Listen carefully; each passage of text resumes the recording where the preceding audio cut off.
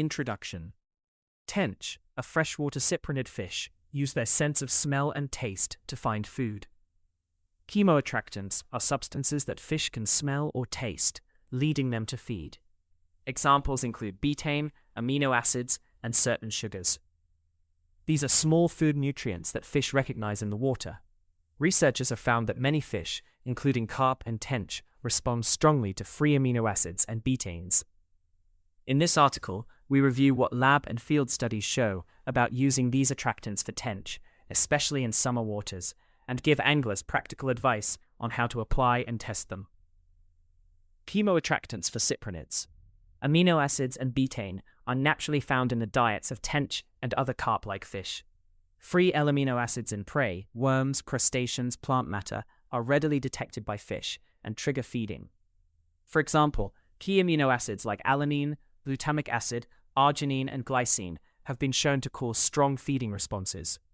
In one classic lab study, non-polar amino acids alanine, valine, and glycine, given together, produced very strong attraction in carp. Betaine, a small salt derived from choline, found in shrimps and krill, is another powerful attractant. It stimulates taste receptors in many fish, making baits more effective. In fact, adding low levels of betaine, around 0.2%, to bland feeds, significantly increased feeding activity in bass, suggesting tench would also respond to it. By contrast, sugars like sucrose seem to matter little. Fish do not taste carbohydrates strongly, so simple sugars alone are usually poor attractants. Instead, mixing sugars with other ingredients may help in some cases by affecting bait texture or release. Evidence from lab and field studies. Laboratory tests and field trials confirm that cyprinids are drawn to certain attractant molecules. In the lab, maze and feeding ball assays let scientists give fish different odor cues and measure their response. For instance, grass carp strongly bit at balls soaked in solutions containing glycine, glutamic acid, and arginine. A similar craving was seen in common carp, which preferred complexes of natural bait extracts full of amino acids. In controlled ponds and lakes, anglers notice that putting amino acid or betaine bait near carp or tench leads to faster feeding and more bites. Such field observations match lab data. Attractants often bring more fish into a feeding zone. Interestingly, not every attractant works when isolated. In one study on crucian carp, a relative of tench, water extracts of commercial carp feed caused feeding behaviors, but an equal mix of just the feed's amino acids did not. This suggests that fish may need the full blend of natural bait compounds, peptides, nucleotides, oils, salts, to trigger a strong response. Anglers often rely on natural bait extracts, like liver or krill blood for this reason, since these contain many attractant chemicals together. Effects of warm water, summer conditions. Tench are active in warm summer water, around 20 to 25 degrees Celsius. Warm water speeds up a fish's metabolism and makes them feed eagerly. It also speeds up chemical diffusion, so attractants spread and dilute faster. In practical terms, this means an attractant spike might be intense, but short-lived in hot water. Anglers should note that baits may lose their scent more quickly on a hot day or shallow, warm lake. Using a slow-release carrier, see below, can help the attractant last longer. The high appetite of tench in summer is an advantage. They will bite readily if they smell food. But it also means one should keep renewing or refreshing attractants to maintain the scent cloud over time. Dosage ranges and carriers. How much attractant? Studies suggest modest levels work best. In feeding trials with bass, attraction roughly doubled as betaine rose to 0.2% of bait weight. In other words, there is a sweet spot, often around 0.1 to 0.5% of the bait mix, where fish are most interested. Too little and they hardly notice. Too much can actually repel fish or overwhelm their senses. A good starting point is about 0.2%, 2 grams per kilogram of bait, for amino acids or betaine. For sugars, trials suggest even less effect. Usually we treat sugar as a binder or flavor carrier rather than the main attractant. Carrier mediums. Attractants must be delivered in a way fish can encounter them. Common carriers include pellets or boilies. Mix attractants into ground bait or pellet dough. The bait soaks up the chemicals, fish bite into it, releasing the scent. Liquid glugs dips. Pre-mixed attractant syrups, often oil-based, can be poured or injected into baits, forming a sticky coating. Oils slow water uptake and prolong release. PVA bags or sticks. Spongy PVA, a dissolvable cloth, can be soaked in attractant solution and attached near the bait to create a scent cloud. Cotton baits or cloth. Some studies doused cotton and wrapped it around fine mesh with attractant, then submerged it. This is mostly for lab trials. The goal is slow leaching.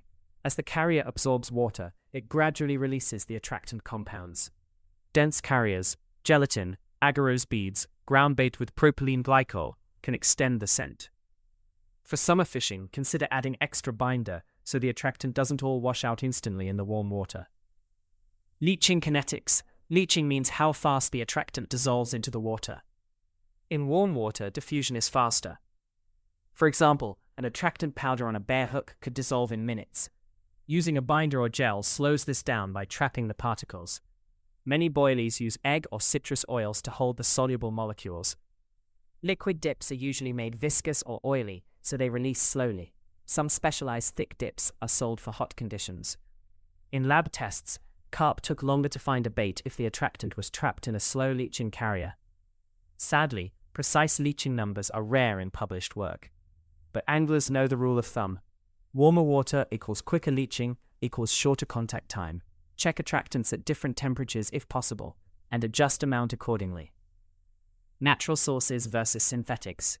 Natural sources like krill hydrolysate, an enzymatic extract of small shrimp, are rich in attractants. Lots of free amino acids, small peptides, and high betaine content. Anglers prize krill glug because it smells strong and is biologically tweaked to fish tastes. Indeed, krill has been shown to boost feeding and growth in cultured fish. Other natural attractors include squid meal, mussel or worm extracts, liver powders, and algae blends. The advantage is a broad spectrum of stimulants acting together, sometimes including nucleotides and micronutrients too.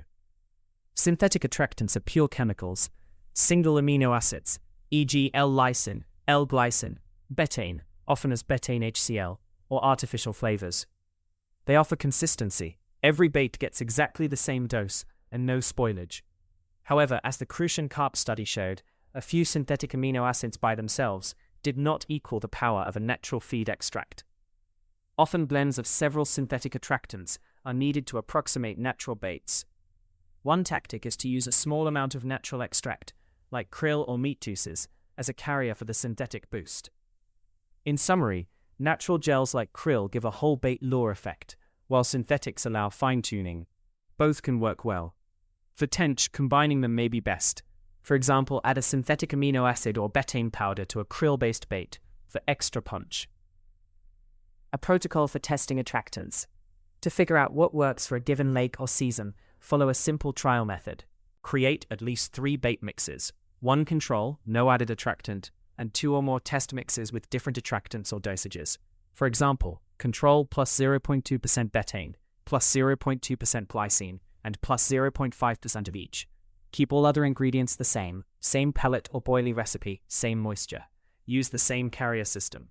If you are using liquid dips, dip all baits, including control, in the same base like empty oil to cancel out the carrier effect.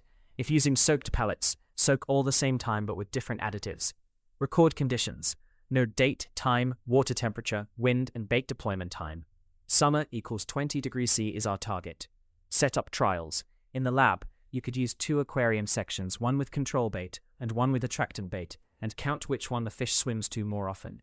In the field, on a boat or bank, prepare parallel rigs or spots. Cast bait with one treat, then another with the different treat. Alternate spots so each treatment gets similar conditions. Measure response. Ideally, count how many tench visit or take each bait. In a catch session, record numbers of bites or fish caught on each bait type. Note time taken to first bite as a speed measure. Repeat. Do multiple runs, e.g. 1 to 2 hours each, and swap bait positions to avoid bias from spot effects. More repetitions give more reliable data. Datasheet. Keep the simple log or spreadsheet. Columns might include date time when the trial run occurred, water temp degrees C, measure near bait depth, bait type, description, e.g. base plus 0.2% betaine, base plus krill soaking, carrier, how it was delivered, e.g. pellet, PVA bag, stick mix, attractant dosage, amount per kg or per bait, omit for control, observation, count or notes, e.g. 10 fish on betaine bait, 4 on control, faster approach on krill mix. Comments: color of cloud, bait integrity, any problem, e.g. bait disintegration. Use a fresh row for each bait and each test. Over several trials you'll see patterns. For example, bait with 0.2% betaine might consistently yield more bites. This systematic approach turns fishing into a mini experiment and gives you clear answers instead of guesswork. Conclusion: amino acids and betaine are proven attractants for tench and other carp family fish. Using them in summer baits can make a big difference, as fish are actively feeding and will home in on scent cues. Best results come from moderate dosages, roughly 0.1 to 0.5% in a good carrier, pellet, gel, or liquid dip. Natural sources like krill hydrolysate supply a broad spectrum of attractants and should be part of your toolkit. Synthetic compounds let you fine-tune the mix and maintain consistency. Because warm water speeds leaching, aim for slow-release baits, thick coatings, or PVA sticks to keep fish interested longer. Finally, test methodically. Use the protocol above to compare baits side by side. Write down your data, how many fish, time to bite, etc., and you'll learn exactly which attractant and dose works best on your water. With practice, you can design baits that tench can't resist, harnessing science to catch more fish and make each summer session more successful. All links to sources are available in the text version of this article. You can find the full article at smartfishing.pro. Thanks for listening. For more research-driven freshwater fishing guides, fish species breakdowns, and lake fishing tactics, visit smartfishing.pro. That's smartfishing.pro for the full written research and new fishing updates.